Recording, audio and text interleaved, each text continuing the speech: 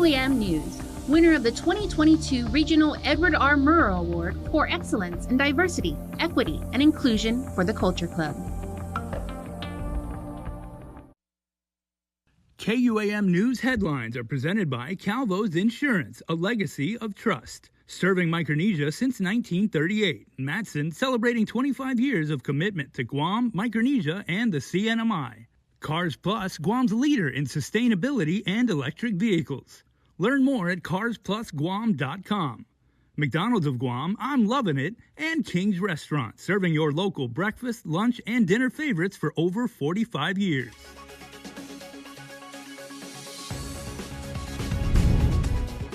Ahead on KUAM News Primetime, thousands of people lined the streets around the island this Santa Maria and Camalin Day, families taking part in this tradition, each sharing why the centuries-old iconic statue offers deeper meaning in their faith. Plus, a university professor trying to clear his record after being punished for speaking out during the elections will have to wait until next year to have his case heard. The university's board deciding to delay the discussion as members look into his case. And the delegate-elect shares what he's been up to following his first visit to the nation's capital. James Moreland ready to move out to D.C. as he closes out his term in the 36th Guam legislature. Hafid and good evening, everyone. I'm Nick Delgado. Welcome to Primetime. Today isn't just a Government of Guam holiday. Santa Maria and Camalin making her way around the island today. The crowd's eager to give thanks and receive her blessings. It's an emotional moment for some, and for others, a family tradition spanning generations. Metsuki Hirayama has our top story. I'm here at San Vicente Church in Barrigada with the Santa Maria Camalin statue right behind me. And as the patron saint of Guam makes her graceful entourage around the island, I speak with some of the faithful on how they're feeling this special day. A prayerful moment.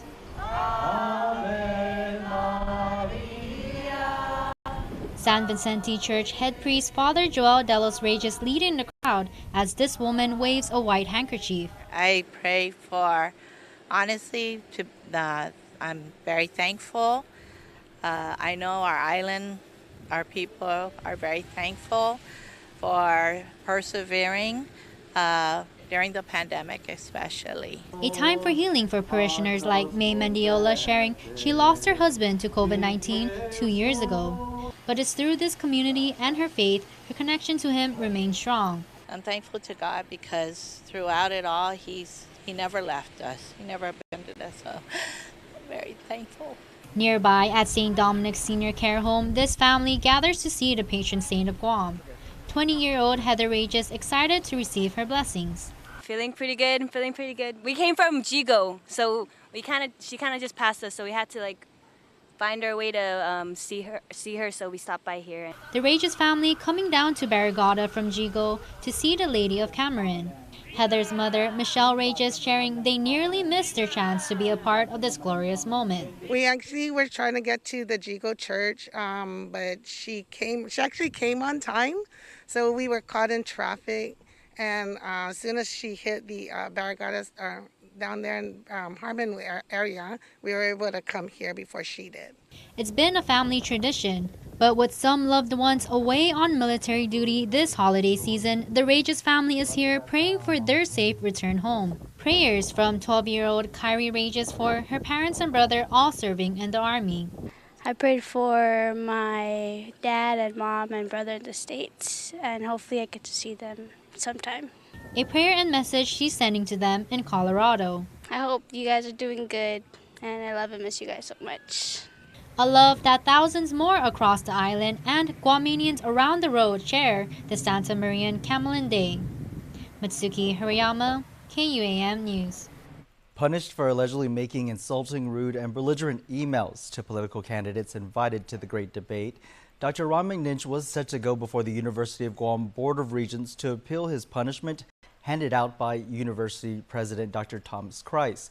The meeting, however, is now canceled as Dr. McNinch heads off island to handle matters with his health. We held a preliminary meeting with my representatives and 4 members of the board yesterday, and it was decided after we discussed it for about an hour that given the amount of materials that need to be processed, it would be to our mutual benefit that we delay this for about a month. Dr. McNinch is now scheduled to meet with the Board of Regents to appeal his punishment sometime in January. He adds that he also waived the confidentiality on the issue. This means the Board of Regents can talk to just about anyone about Dr. McNinch's actions and comments regarding the candidates who were supposed to take part in that debate.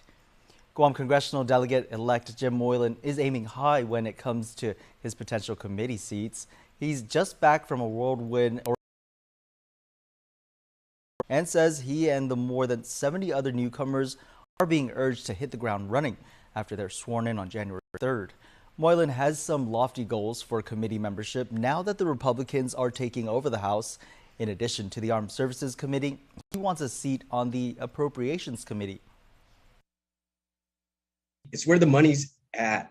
And we know here on Guam, the next 10, 15 years, this buildup continues, and there's no place in the nation that so much money is being spent than there it is in Guam for the national defense of the island and for the nation as well. So for the federal government side, as a member of Congress, I'm the eyes, their eyes, right? And I can monitor, I can see how things are progressing. You can catch the full interview with the delegate-elect Moylan on Friday's edition of The Hub, which airs at 11 a.m. and 6:30 p.m. on KUAM TV8 and on our social media platforms. Senators will be voting this session to approve a new set of rules and regulations for child placement agencies as established by Department of Public Health. They set the minimum standards for granting revocation, refusal, and suspension of licenses. Public Health was given 180 days to create the comprehensive rules and regs that govern the licensing and companies that provide child placement. Speaker Teresa Lahi sponsored the bill to approve the requirements, which she says was patterned after Arizona law. Arizona, much like Guam, is a gateway area where vulnerable populations are at high risk for human trafficking. Southern Asia is one of the top regions with the most child sex trafficking cases. The committee has received testimony by Ohala Adoptions criticizing these standards and recommending that we model standards from Missouri. However, it's my assessment that those standards are less stringent, and given our special circumstances and vulnerabilities, I did not agree with that recommendation. Adoption of child placement agency standards and licensing was considered urgent, and so they were allowed to bypass the lengthy Administrative Adjudication Act process.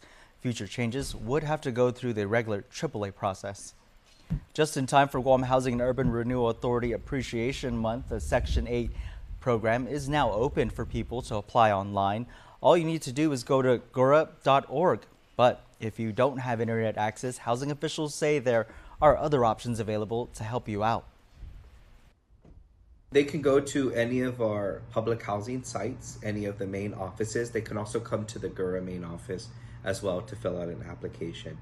There are other nonprofits they might have experiences with or working with that they may be able to gain some computer access because the application is available online. This is our third year for doing the lottery.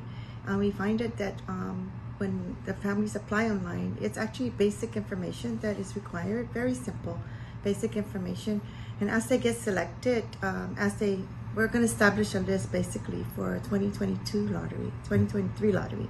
So that's why we're opening up the waiting list. But for experience with family, it's actually overwhelming and really heartfelt because of the fact that we had just closed the last waiting list out. And those were the families that were non-US. They're from the FAS families, and they're actually in process of getting their housing right now. More than 10,000 people are currently in the Housing Assistance Program. The application deadline is December 12th, next Monday. Forging a relationship in South Korea, the Guam Visitors Bureau President Carl Gutierrez led a delegation there where they signed a memorandum of understanding with Cha University and Baeksuk University. Officials say the universities have agreed to strengthen medical tourism, cultural exchange programs, and tourism-related jobs between Guam and Korea. GVB Director of Global Marketing, Nadine Leon Guerrero, says as Guam continues to emerge as a destination for study abroad programs that cater to students and medical tourism, we are confident these MOUs will give our island a competitive advantage to reach new potential travelers within Korea. Well, we'll have more news ahead. Keep it here. You're watching KUAM. Get up-to-the-minute news, plus access to alerts, streaming radio, promotions, and more on your mobile device by downloading the KUAM News mobile app, available at the App Store now. Following U.S. President Joe Biden's launch of the Indo-Pacific Economic Framework for Prosperity, Taiwan seeks to join the initiative and support its pillars through the local Taipei Economic and Cultural Office, or TECO, here in Guam. Taiwan is in Pacific region too. We want to join this framework. We want to be a team player. We want to contribute, but we want to have your support too. Taiwan's contribution through IPEF will definitely offer solid and long-term assistance to the stability and prosperity of the economy of the United States and its allies. I truly personally believe that the collaboration that we have with Taiwan has been very, very successful, and we will continue to collaborate and advocate for each other's successes. We had to work together, share same goal, work as a team, and we will succeed. My name is Leonza Selvage, and I have a 4-year-old daughter who goes to lots of learning daycare. So with the rising cost of living, it helps tremendously with bills. I don't have to worry about paying for childcare services. Knowing that this program is offered to our people, most especially our children, I think something to definitely be grateful for. I learned about Programan Panilan from the mayor's office here. And my initial reaction to the program, I was actually in disbelief that this program offered free childcare services to our people. I wanted to give my mom a break for a little bit, so when I found out about the program, I jumped right on it. I was relieved because childcare at no cost. I'm thankful for this program because I don't have to worry about an extra set of bills coming my way. I'm grateful to the governor, the lieutenant governor, everyone behind the scenes that made this happen. Need help paying for childcare? Guam families can receive financial support through Programan Pinilan. Learn more and apply at guamchildcare.com.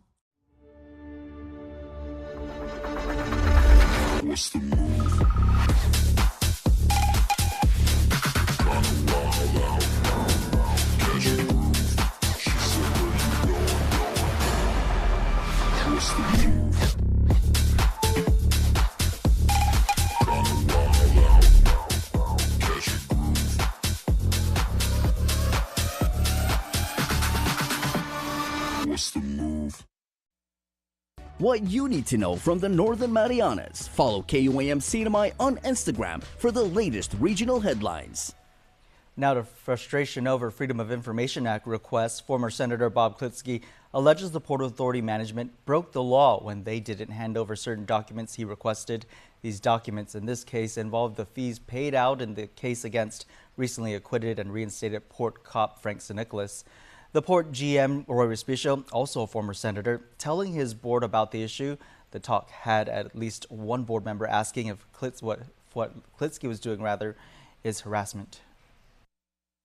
I will file sunshine law requests with any government agency when something comes upon the horizon that just doesn't look right. I want to see the papers. He's a former judge. He's a former lawmaker, and he's an attorney, and for him to come out and say so-and-so's in violation of the FOIA is very disconcerting. Former Senator Bob Klitsky, now talk show radio host, has been going after certain documents at the Port Authority of Guam. Specifically, he wants to look at the details of the attorney's fees owed following the dismissal of the case against Port Police Officer Frank Sinicholas. Why is it that they don't want to come up with these documents?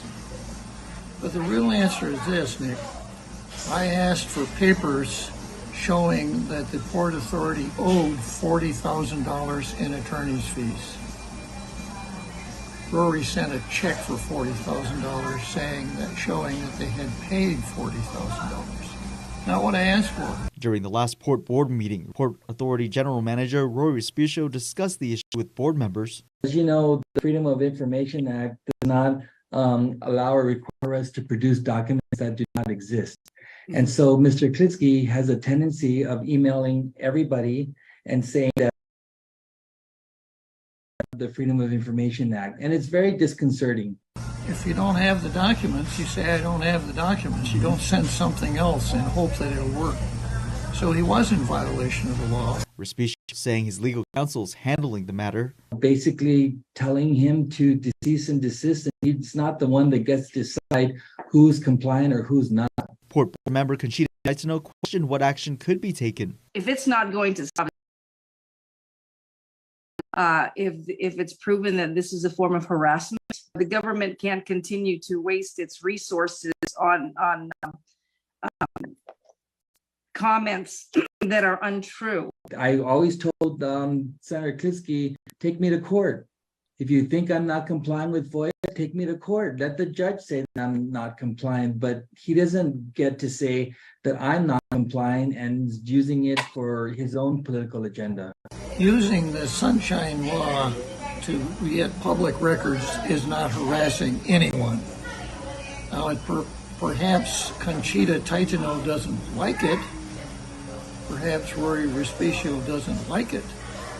But that's a long way from harassment. Klitsky not letting the issue go just yet. He's already written up another letter to Respicio alleging there was a violation. Now to the search for the leader of the public school system. The Guam Education Board is a step closer in deciding who will be the next superintendent of education for Guam DOE. GEP officials interviewed the applicants over the weekend, and according to the members, it went well. 6 applicants were interviewed for the position, but the GEP has yet to announce who they are. Education Board Chair Mark Mendiola. We'll have an open discussion as to if we will be selecting a candidate to be the next superintendent of the Department of Education. Obviously, it's a big concern for our community who's going to lead the department. There's a lot of transition, but we are at the portion now where those names will have been forwarded to the board, to the committee at the next board meeting, and we should be able to make a decision if the board would like to do that. The board is set to meet again on December 27th. A regional conference for librarians, archivists, and museum curators comes to a close on Saipan, where leaders over 3 days discuss the future of public libraries, community access to information, and the impact of technology. Regional correspondent Tomas Manglonia reports. I hope they take away that the door is open for them to, for us to collaborate. I think Micronesia is one area that we would like to engage with more. New Zealand is the newest member of the Pacific Islands Association of Libraries, Archives and Museums, and they join longtime Piala members in the 31st annual conference on Saipan this week, which also marked their first visit to Micronesia. I think to continue to enhance the connections that we made here, and to also continue that work of making digital content visible and accessible. The conference focused on strengthening those connections as public libraries reopen after COVID lockdowns. As a small island nation spread across this vast Pacific Ocean, we cannot do this alone. And with the Piala being hosted every year, that gives us the chance of getting together, learning from each other. Palau will be hosting next year's conference. This is the first time after the pandemic that we have met, and I hope that we won't stop the momentum and continue on to Palau and these coming years. Tomas Manglonia for KUAM News on Saipan. Well, the CNMI government released some of its much anticipated data from the BOOST program. The Building Optimism, Opportunity and Stability Together program provides financial assistance to local businesses and nonprofits through grants funded by ARP federal money. Some legislators have accused Governor Ralph Torres of using the program for political reasons, which he has denied. Some House members are looking into its structure and award process in an effort to ensure fairness. The recently released data shows that of the 4,227 applicants, 431 were awarded. A total of $10.5 million was awarded. 241 recipients were small businesses. 190 were under the Fisher, Farmer, and Rancher program. Businesses who received the grant include those in auto repairs, rentals, boat charters, restaurants, bakeries, and wholesale. Now for a look at your world at home. Here's a view captured from Pau Pau Beach in Saipan in the island's northern part. Pristine waters there on CNMI Constitution Day. The Guam National Weather Service predicting Friday will bring some clouds in our skies with a 20% chance of rain and thunderstorms, plus a high risk of rip currents into the weekend.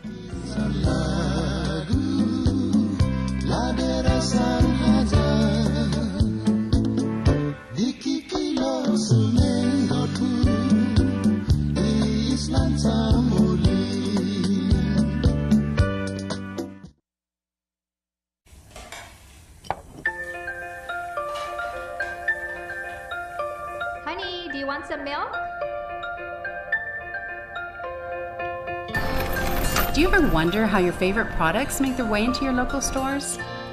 Most arrive on state-of-the-art Matson vessels that transport containers of food, household items, equipment, and supplies into the islands every week. Because we know that you depend on us, we work closely with our partners to ensure that our shipments arrive on time, all the time, so you can find your favorite products when you need them. We transport the region's most precious cargo that supports successful businesses and promotes a better quality of life for our families. Matson is proud to have been the hometown shipping carrier for Guam, the CNMI, and Micronesia for the past 25 years, and you can count on us to be here for generations to come. Are you ready for more? Introducing GTA 5G. More speed. Experience fast 5G speeds while streaming video, gaming online, or downloading files. More reliable. Guam's most reliable network with more 5G coverage than the competitors. More value. All GTA postpaid wireless customers get 5G access for free. GTA 5G. 5G done right. When you're built for tailgating, you're built for winning. Winning at storage. Winning at parking. Winning at technology. Winning at comfort. Winning at winning.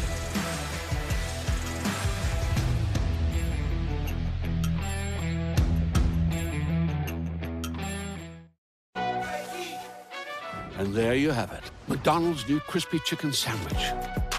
From the makers of the world's most stolen fries. The juicy chicken sandwich from the place that offers extra napkins for a reason. The tender chicken sandwich from the creators of a sandwich phenomenon. So you won't just be biting into a chicken sandwich, you'll be biting into McDonald's new crispy, juicy, tender chicken sandwich. Ba-da-ba-ba-ba.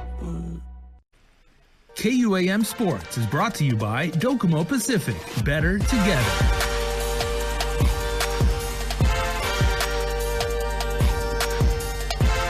What's up, Guam? Dave Delgado here for KUAM Sports. Thanks for watching. I'll get to some programming news in just a bit. But first off, news on the Guam Police Department's annual kickball tournament for elementary school students. Check it out. The Guam Police Department's Project U third annual Choose to Be Drug and Alcohol Free kickball tournament begins Saturday, December 10th at the GFA. The event will run from 8:30 in the morning to 3 in the afternoon with 24 GDOE elementary schools participating. There's a lot of things that's going on that we're teaching with this kickball tournament. And really it's about sportsmanship, getting together, and teaching them some life skills, like staying away from drugs, violence, bullying, anti-bullying measures. And it's a lot more than just coming together.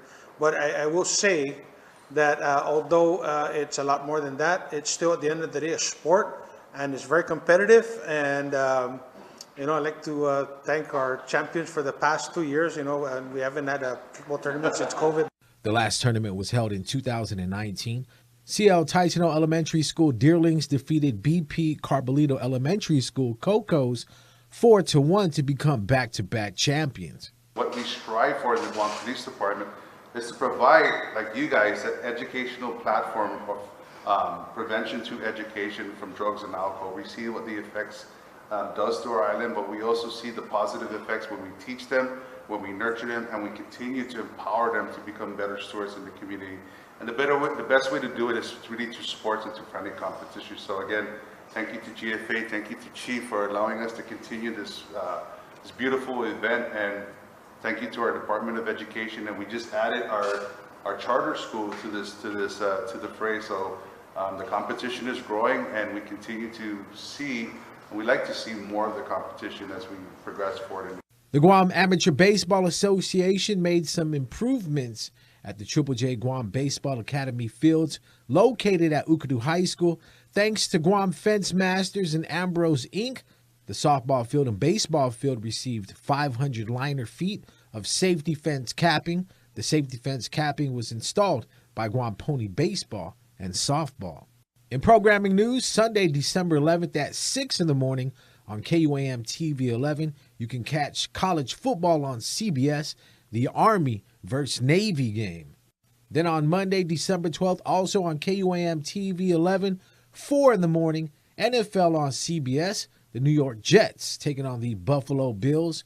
Keep it locked to KUAM and switch the channel over to KUAM TV 8, 11:15 in the morning, NBC Sunday Night Football, the Miami Dolphins at LA Chargers.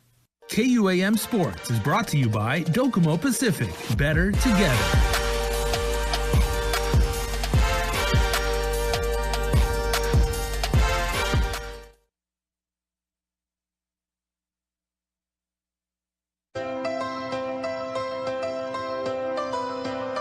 When we face an uncertain path, when we struggle with life's challenges, and when the unexpected happens, it's a beautiful day. We rely on the people we trust, it's a beautiful, who we can always count on. Beautiful day. And to the ones who give us the most care throughout the years. Rely on Calvo's Select Care to give you the comfort and security you need wherever you are. Federal employees and annuitants, enroll today. Howdy, folks. Nobody loves a Guam potluck more than I do. That's why I always bring my world-famous chicken, served any way you like it. Original recipe, extra crispy tenders, Kentucky Fried Wings, and more. All right. And nothing completes a meal like KFC's signature sides. Hot mashed potatoes with gravy, coleslaw, and a flaky biscuit. The world's favorite chicken, right here on the island, and only at KFC Guam. Whoops. Well, it is finger-licking good. The circus may have been in town for months now, but there's a new twist. A special holiday show has been revealed just in time for the season. The Super American Circus, which is down at the Pacific Islands Club in Tumon, is bringing the elves and Santa's other helpers to their new show, Winterland. Complete with ballerinas and the Nutcracker, our team checked out this must-watch show, as well as speaking with Circus General Manager Mario Espana. All the way up until January 3rd, and then starting January 5th, we're going to go with our regular shows starting at 7:30 every day except Wednesdays. So it's definitely one of our favorite shows to produce, be a part of, and to perform in, because it's actually so much fun, high energy, a lot of energy, a lot of smiles, a lot of good vibe, Christmas spirit, and you can't miss it. And some of the breathtaking performances you see there include a trapeze act, shows of superhuman balance and dancing from the very talented circus performers.